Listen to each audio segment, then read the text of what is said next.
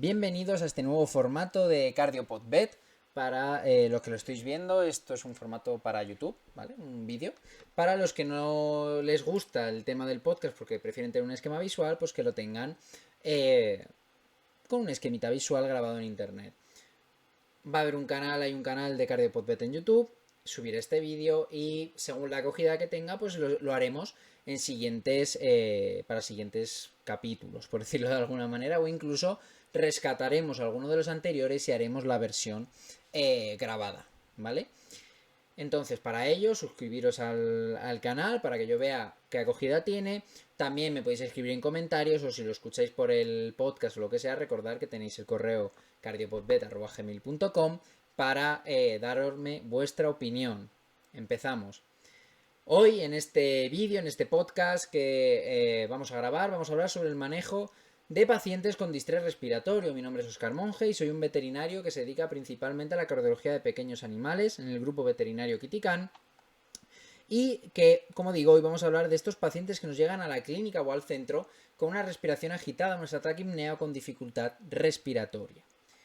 Lo primero de todo, un paciente con distrés respiratorio va a ser un animal que va a acudir con un aumento de esa frecuencia respiratoria por encima de los valores normales para el perro y el gato, el perro de 10 a 30 y el gato de 20 a 42, y que además va a tener dificultad respiratoria, disnea, ¿vale? Y que incluso en algunos estadios vamos a encontrar hipoxemia, un estado de hipoxemia cianosis. Esto ya sería un estado bastante grave para el paciente. Debemos recordar que existen diferentes tipos de disnea, como puede ser la aguda, que puede aparecer tras una enfermedad, por ejemplo, cardíaca. La formación de edema pulmonar causa una aparición de una disnea aguda. También podemos tener problemas respiratorios en vías respiratorias que nos causan una aparición de una disnea aguda, o incluso podemos tener procesos que nos van a causar una disnea subaguda, como puede ser la obstrucción por un cuerpo extraño, o incluso, por ejemplo, en pacientes que han sido operados de parálisis laringea. Si se suelta esta sutura, se puede producir un hematoma en la zona de los cartílagos laringeos, se puede producir el cierre por la vuelta de ese cartílago que no tiene motilidad y nos va a producir una disnea subaguda. Crónica vamos a encontrar principalmente en pacientes con patologías respiratorias, ¿vale? En la cual poco a poco ese paciente va a ir desarrollando una dificultad respiratoria que generalmente esta disnea crónica no suele suele tener un compromiso vital del paciente. Vamos a poder encontrar disneas en reposo, ¿vale? Las cuales van a ser pues, más graves principalmente, o las que se manifiestan únicamente con el esfuerzo. Además, vamos a poder encontrar disneas expiratorias, que generalmente las encontramos cuando tenemos problemas en las vías respiratorias bajas, o inspiratorias, que generalmente lo tenemos cuando son en vías respiratorias altas. Además, en los pacientes cardiópatas, ¿vale? Con edema pulmonar pensaremos, vale, pues va a ser una disnea de tipo expiratoria, ya que el edema pulmonar afecta a la cavidad torácica, al pulmón, al parénquima pulmonar, ¿vale? Pero, sin embargo, en los edemas pulmonares esta disnea suele ser mixta. Además, vamos a encontrar pacientes con posiciones ortopneicas, posiciones para intentar respirar mejor, codos abiertos, con el cuello estirado y mirando hacia arriba, intentando que las vías respiratorias estén lo más abiertas posibles, ¿vale? Paroxísticas, es decir, que empiezan y acaban, o simples, que estas son fisiológicas realmente, si lo pensamos, va a ser animales con fiebre, con hipertermias, calor, con dolor, con miedo, excitación, ¿vale? Y por tanto estas taquipneas generalmente o disneas van a ser simples, van a ser fisiológicas, ¿vale? Estos pacientes con disnea respiratoria van a ser pacientes VIP en el hospital, van a tener un paso preferente. Si recordamos el ABC de las guías Recover, ¿vale? Para la reanimación cardiopulmonar, lo primero de todo vamos a tener que ver la permeabilidad de la vía respiratoria, es decir, ver si esa vía respiratoria está permeable o no. Después de ese primer paso, vamos a proceder a la tranquilización. ¿Por qué? Por un animal que respira mal, que tiene taquipnea, que tiene disnea. No sé si alguna vez os ha pasado a vosotros de respirar mal. Lo que pasa es que te agobias más y respiras peor cada vez, ¿vale? Entonces lo primero que vamos a hacer es tranquilizar al animal, una ansiolisis de ese animal. Después vamos a proceder a la administración de oxígeno, oxigenoterapia. Hablaremos de los diferentes métodos para administrar este oxígeno, ¿vale? Estos pacientes. Tenemos que tener cuidado porque estos pacientes que vienen pues, con ansiedad por ese no poder respirar suelen presentar hipertermia, ¿vale? Y además pueden tener calor, por tanto, y eso agudiza el que quieran respirar más rápido y que nos dificulte todo el cuadro. Además, cuando proporcionemos la oxigenoterapia tendremos que tener cuidado de no producir calor en la estancia donde está el animal para que no empeorar el cuadro. Una vez que ya el animal está sedado, con ansiolisis, tranquilo, con oxígeno, ya nos pondremos a localizar dónde está el problema respiratorio en cuestión que nos está produciendo esta disnea. Para que os hagáis una idea, esto es la base, el pilar de toda la charla y de todo el manejo del paciente disneico. Con esto ya tenemos el control inicial del paciente disneico, ¿vale? Para que lo tengamos en cuenta. Vamos a observar en estos pacientes refuerzos respiratorios, que en muchas ocasiones va a ser refuerzo respiratorio abdominal y torácico. Y vamos a tener diferentes tipos de refuerzos, por ejemplo la disnea inspiratoria, notaremos ese refuerzo durante la inspiración, que como hemos visto anteriormente, durante la disnea inspiratoria nos va a hablar de que es un problema en vías altas, por ejemplo en un colapso traqueal vamos a poder ver este tipo de refuerzo, o por ejemplo también en la presencia de cuerpos extraños o inflamaciones en la zona de la laringe. También vamos a tener refuerzos expiratorios, que pueden ser con o sin sonido. Los de con sonido suelen responder a presencia de colapsos en bronquios, tráquea, incluso en porciones más caudales de la tráquea, o tener también presencia de contenido dentro de ese pulmón, ¿vale? Mientras que las de sin sonido, pues generalmente responden a otro tipo de proceso, como puede ser una bronquitis. También vamos a tener respiraciones rápidas y superficiales, que las encontraremos principalmente en pacientes, pues por ejemplo, con dolor, pacientes con edema pulmonar, en pacientes con derrame pleural podemos encontrar este tipo de respiración rápida y superficial. En estos vídeos vamos a ver este primer paciente, el cual tenía derrame pleural muy severo y derrame pericárdico, y en el cual vemos que tiene ese refuerzo inspiratorio, ¿vale? Es decir, cuando inspira hace fuerza con el abdomen para poder inspirar. Este perro tenía se sospechaba de un mesotelioma, ¿vale? A nivel de la pleura y de pericardio, y tenía pues derrames pleurales y pericárdicos recurrentes, pero que de vez en cuando eran mucho más severos. En este vídeo es un gato que, como veis, ya está sedado, es decir, aquí ya el animal ya está con la tranquilización, está con oxígeno. También ya este animal tenía puesto una vía para controlar, en caso de necesidad, la administración de fármacos, y está rasurado para la realización de un ecocardio. Este animal tiene un refuerzo respiratorio, ¿vale? Inspiratorio principalmente, y este animal lo que tenía era derrame pleural por una cardiomiopatía hipertrófica.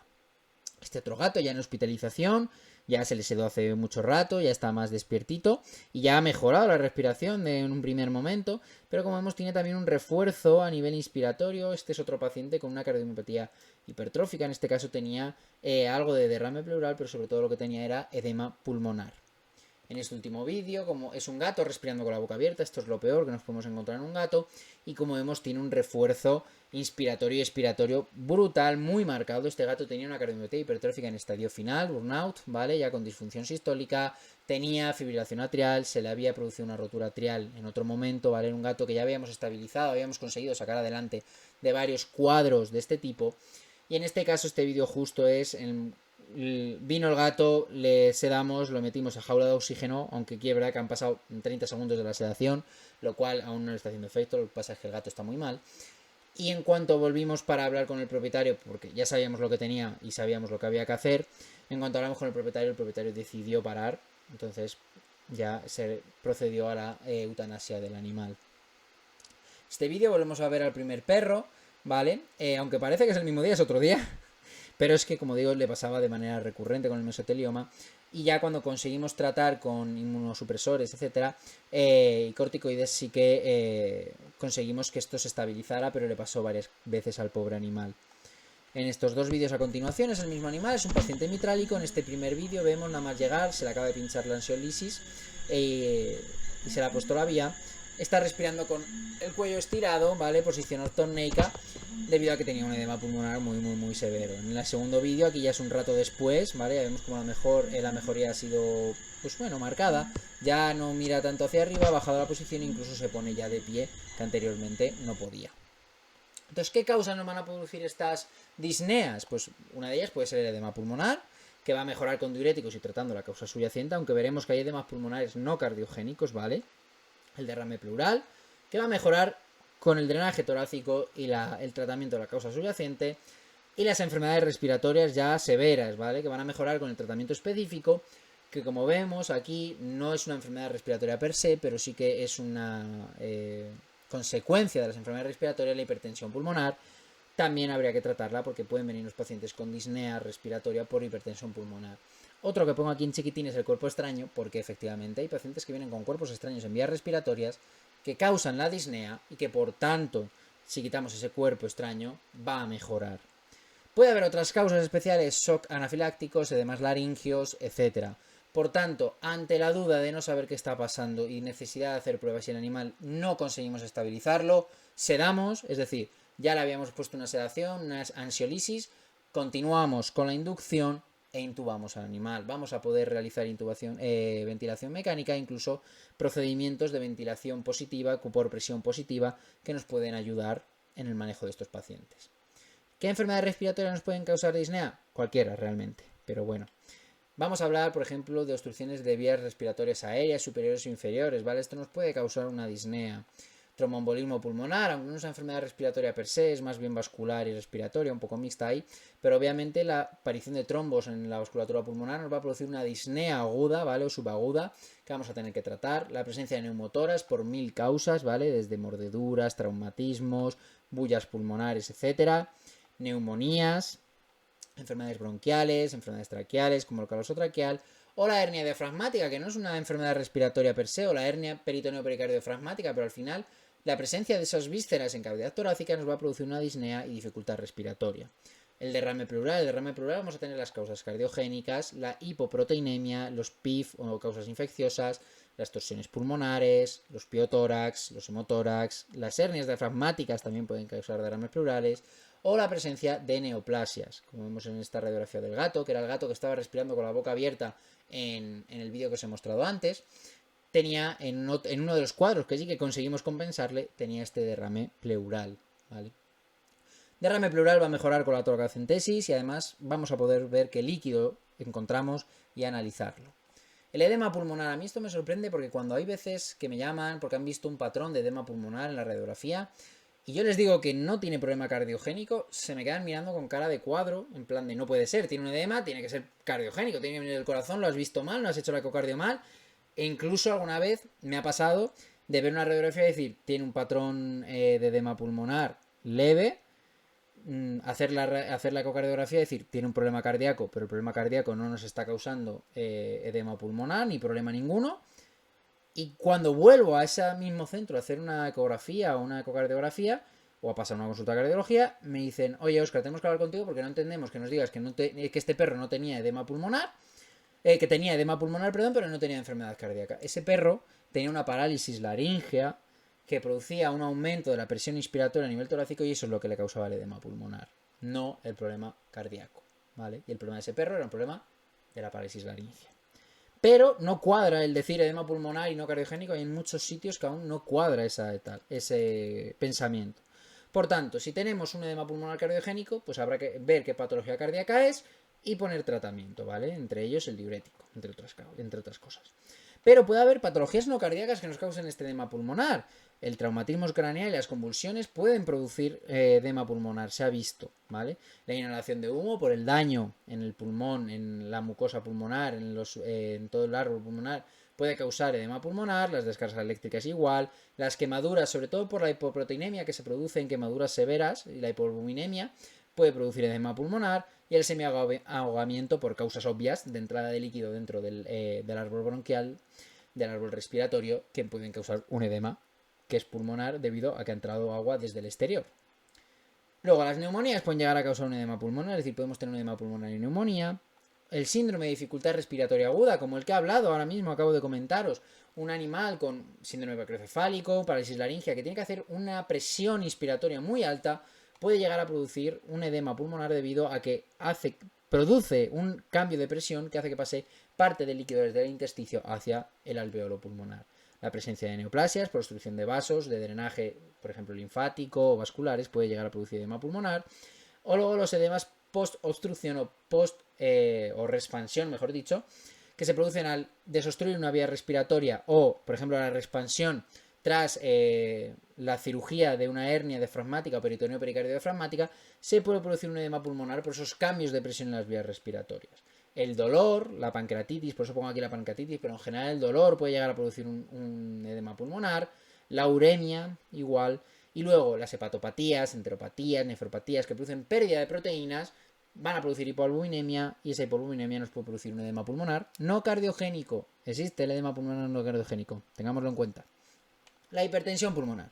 La hipertensión pulmonar no es una enfermedad per se, es una enfermedad respiratoria nos va a producir hipertensión pulmonar debido a, como vemos aquí, un engrosamiento de las paredes de los vasos respiratorios debido a un daño en esos vasos pulmonares. Esto va a hacer que haya un peor intercambio gaseoso entre los alveolos y los vasos y eso nos puede producir una disnea, ¿vale? Con taquipnea. Al final, como vemos, lo que se produce al reducirse la luz de estos vasos es que la cantidad de sangre que va a ese pulmón es menor y encima el intercambio gaseoso va a ser peor. En estos casos utilizaremos un vasodilatador pulmonar para tratar este problema, pero tenemos que tener en cuenta que hay veces que esto no nos acordamos de ello, que la hipertensión pulmonar puede causarnos disnea y generalmente un paciente que venga por disnea con hipertensión pulmonar es muy probable que nos digan que ha tenido algún síncope. ¿Cómo vamos a actuar en el paciente disneico? Ya os lo he adelantado en la segunda diapositiva, ¿vale? Os he dicho cómo lo vamos a manejar y es que principalmente es eso y luego ya de una manera crónica en estos pacientes que ya es una disnea crónica que no tiene un compromiso vital para el paciente, pues ya dependerá de la causa que la esté causando, ¿vale? La causa subyacente. Lo primero de todo, y vuelvo a remarcarlo, es muy importante la tranquilización. El animal que respira con dificultad se va a estresar, va a tener mayor taquipnea, menos intercambio gaseoso, más hipoxia y volvemos a empezar el círculo, ¿vale? Yo lo que suelo utilizar para sedar estos animales es butorfanol, 0,4 miligramos kilo intramuscular, porque suele dar una ansiolisis bastante buena. Se puede mezclar con otros fármacos, utiliza otros fármacos como la petidina, la cepromacina, metadona, morfina. No la recomiendo la morfina porque pueden vomitar y ya para qué queríamos más si nos hace un bronco aspirado, ya apaga y vámonos. O las benzodiazepinas, cuidado, las benzodiazepinas nos pueden dar justamente el efecto contrario al que queremos, es decir, en vez de producir ansiolisis y sedación, nos pueden producir un efecto paradójico de excitación, ¿vale? En un animal que está estresado porque no puede respirar. Cuidado con la utilización de otros fármacos, el butorfanol es muy seguro, pero cuidado con otros fármacos porque depende de la causa subyacente que tengamos, pues puede alterarnos o producirnos alteraciones, ¿vale? Que no nos vengan nada bien. Por tanto, por eso digo que el butorfanol es una muy buena opción. Pero si es un paciente con una gran dificultad respiratoria que no nos cuadra muy bien qué puede ser, qué puede estar pasando, Alfaxan, Propofol, ¿vale? Cualquiera de las dos opciones es muy buena. Incluso si sospechamos que es cardiópata se podría utilizar el etomidato. Pero es verdad que son unas inducciones más erráticas. Yo prefiero Alfaxan, Propofol. Dosis muy bajitas, los efectos suelen necesitar dosis muy bajas o incluso podemos llegar a utilizar, si no hemos utilizado butorfanol, podemos, aunque hayamos utilizado, pero bueno, sabiendo que el efecto analgésico no va a existir, podemos utilizar fentanilo, ¿vale? También. Para realizar la intubación de este animal, ventilación mecánica, incluso ventilación por presión positiva, siempre y cuando no tengamos bullas pulmonares, etcétera, ¿vale? Pero se puede utilizar y nos puede ayudar mucho a al menos tener controlado al animal, tenerlo más o menos estable mientras buscamos la causa subyacente del problema. ¿Cómo vamos a proporcionar oxígeno a estos pacientes? Jaula de oxígeno, ¿vale? Es la mejor opción, siempre y cuando, como veis aquí arriba, controlemos la temperatura de la jaula, ¿vale? Porque si causamos mucho calor, vamos a empeorar en vez de mejorar el cuadro. Las gafas nasales, máscaras, catéteres intranasales, etcétera, sobre todo en perros y siempre y cuando lo admitan, ¿vale? Si les produce más estrés, mejor jaula o buscamos otro método, pero si se estresan, malo. Las cajas de oxígeno, cajas de plexiglas, utilizadas sobre todo para la inducción de animales exóticos, se pueden utilizar en estos casos. Por ejemplo, este gato era un gato agresivo que directamente se pasó el transportín hasta jaula de plexiglas, ¿vale? Así podíamos meter oxígeno dentro, si necesitábamos sedar también lo teníamos más o menos más controlado, ¿vale? A la hora de sedar.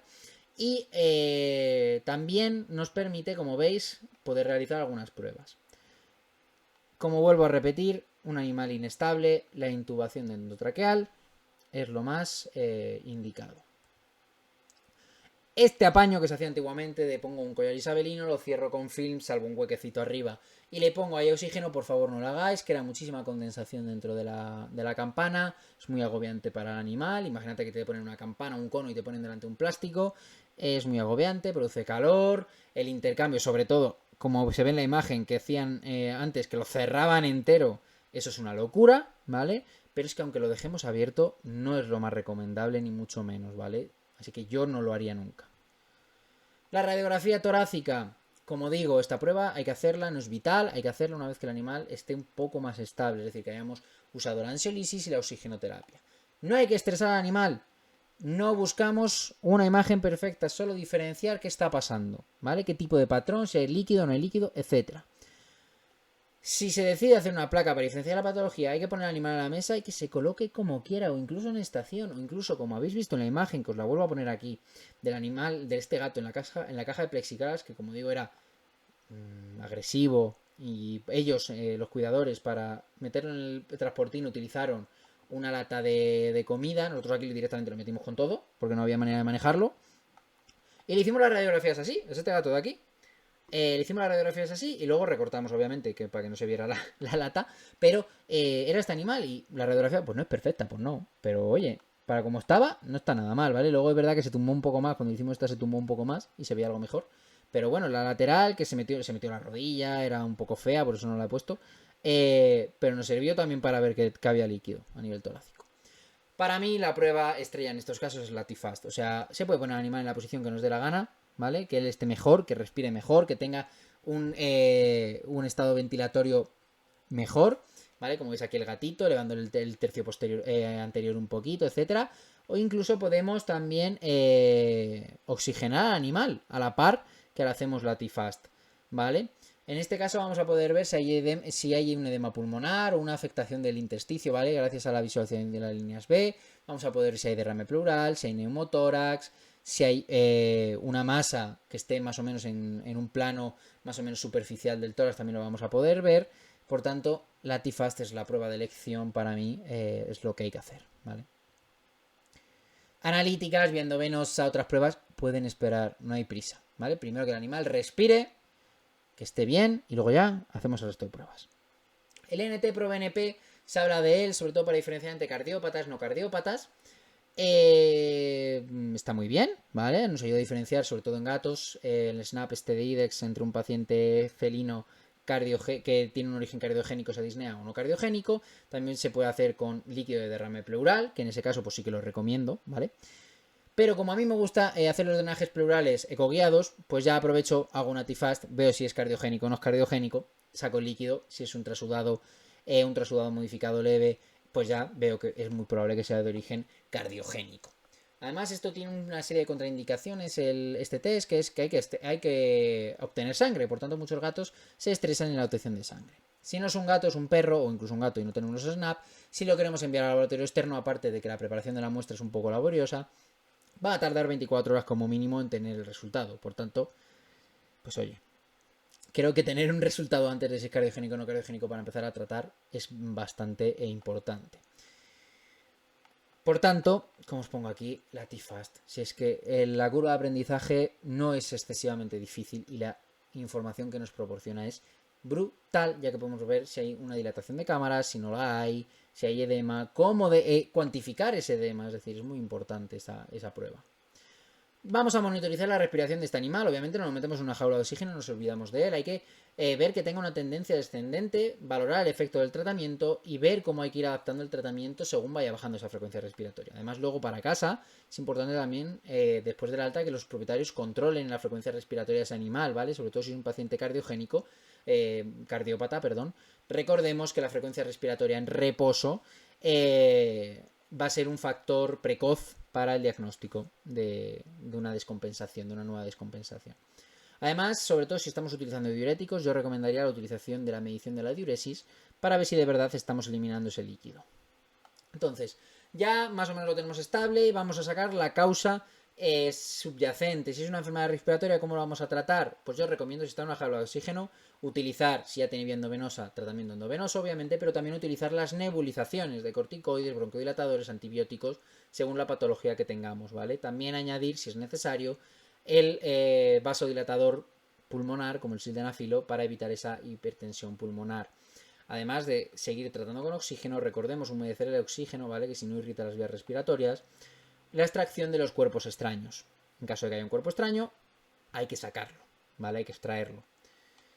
El derrame pleural, toracocentesis. Si es un derrame pleural que tiene compromiso vital del animal, toracocentesis, no utilicéis diuréticos porque no lo va a vaciar, ¿vale?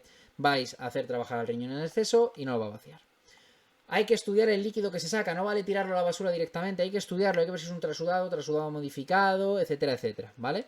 Y según el líquido que observemos y el resto de pruebas, pues ya ponemos tratamiento. El edema pulmonar.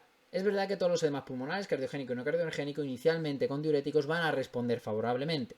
Pero si el edema pulmonar no es debido a una causa cardiogénica, por mucho que mantengamos los diuréticos, va a acabar volviendo a empeorar, o en cuanto los retiremos, va a empeorar drásticamente. ¿Vale? Por tanto, es muy importante diferenciar entre si es de un origen cardiogénico o no cardiogénico. Y tratar según la etiología que encontremos. Si es cardiogénico y tratamos con diuréticos, ¿cómo lo vamos a tratar y cómo lo vamos a monitorizar? Pues vamos a medir la frecuencia respiratoria desde el principio y cada poco tiempo, ¿vale? Inicialmente, no hay que empeñarse en poner una vía endovenosa para poner la furosemida. Se puede poner subcutánea a bolos de 2-4 miligramos kilo subcutáneos cada 1 o 2 horas y va a hacer efecto. ¿Que va a tardar más que endovenoso? Pues sí, va a tardar más. Pero la diuresis total que se va a conseguir se ha visto en estudios que es la misma que endovenoso, ¿vale? Perdemos ese efecto venodilatador, pero antes que estresar al animal, que vaya respirando algo mejor, sobre todo si sabemos que es cardiópata, que vaya respirando algo mejor y luego ya le ponemos la vía. Máximo 8 miligramos kilo cada 8 horas, ¿vale? Para no hacer trabajar en exceso a ese riñón y no causar un problema mayor, ¿vale? Al beneficio. Hay que aparte que es que se ha visto que con más dosis no es que mejore más, o sea que es que esta dosis es como una dosis techo, por decirlo de alguna manera. Cuando observemos mejoría, pues ya si hemos puesto la vía intravenosa, bolos de furosemida cada 2 horas, ¿vale? Según la frecuencia respiratoria, siempre está, esto es un estándar, pero siempre vamos a guiar la terapia según la frecuencia respiratoria, es decir, según esos objetivos, por decirlo de alguna manera. A mí me gusta la CRI bastante, ¿vale? 1 miligramo kilo hora suelo iniciar, luego pues modificamos según necesidad. Hay que intentar ponerlo que sea 1 miligramo kilo hora, pero a la menor velocidad posible, es decir, a 0,5 o 1 miligramo kilo hora. Es decir, la misma dosis, pero a menor velocidad de infusión, porque sobre todo si es cardiópata no nos interesa introducir líquidos, y es cuando vamos a utilizar esto, ¿vale? Principalmente. Entonces no nos interesa hacer una rehidratación por vía endovenosa. Una vez estable la frecuencia respiratoria, ya iremos alargando los periodos entre las diferentes dosis de diurético, de furosemida, a las 4, 6, 8 horas, ¿vale? Para preparar la CRI yo suelo utilizar solo glucosada al 5% o furosemida, obviamente, o suelo salino fisiológico. Entonces, como quiero obtener una de 1 miligramo kilo hora, según si la quiero a una velocidad u a otra, tendré que introducir a 0,5 200 miligramos de furosemida o en 1 mililitro kilo hora 100 miligramos de furosemida. Si tenemos ampollas de 10 miligramos mililitro de furosemida, las grandes, las grandullonas de Seguril, pues tendremos que introducir, si queremos introducir 200 miligramos para hacerla de 0,5, 20 mililitros en un suero de 100, sacamos 20 mililitros de suero y metemos los 20 de furosemida, y si lo hacemos a 1 mililitro kilo hora, pues sacamos 10 e introducimos 10. Hay que valorar la hidratación del animal, no hay que deshidratarlo como una pasa, ¿vale? Pues más que nada porque los riñones no van a sufrir. Entonces tiene que tener a libre disposición agua. No hay que rehidratarlo por vía endovenosa, que yo he leído en cursos, o he visto en cursos, o incluso en papers ya antiguos, por suerte, o en libros, lo de poner otra vía y por la otra vía rehidratar al animal. Perdona que os diga, es un absurdo. O sea, le estamos deshidratando por un lado la parte vascular, o sea, para eliminar esa sobrecarga de volumen a nivel cardíaco, y le estamos metiendo por otra vía fluidos. No tiene sentido. O sea, estamos haciendo las gallinas que entran por las que salen. No tiene ningún sentido, ¿vale? Entonces eso tenerlo en cuenta. Y la medición del output de orina yo lo veo muy recomendable, ¿vale? Ir midiendo que el animal vaya orinando de una manera adecuada. Más que nada porque si hay un animal, sobre todo en gatos, que tenemos que utilizar terapias agresivas de diuréticos, no lo está orinando, es probable que tengamos un problema en los riñones o urinario, ¿vale? Y que pues el pronóstico sea muy muy malo, muy reservado, ¿vale? Porque si los riñones no funcionan, pocas armas tenemos ya para quitar ese edema pulmonar, ¿vale? Para arreglar esa disnea. Espero que os haya gustado este primer vídeo de CardioPodVet sobre el manejo del paciente disneico. Os recuerdo que tenéis disponible el podcast en Anchor, Spotify, Apple o Google Podcast, etcétera, ¿vale? Y nada, si os ha gustado el vídeo, suscribiros para que vea yo qué aceptación ha tenido y veo si hago más. Y además también, pues, lo podéis poner, como ya he dicho, por comentarios lo que os gustaría, no os gustaría, o incluso si queréis que alguno de los podcasts en concreto que están hechos, que lo rescatemos y hagamos un vídeo de ello. Espero veros en próximos vídeos de CardioPodBet.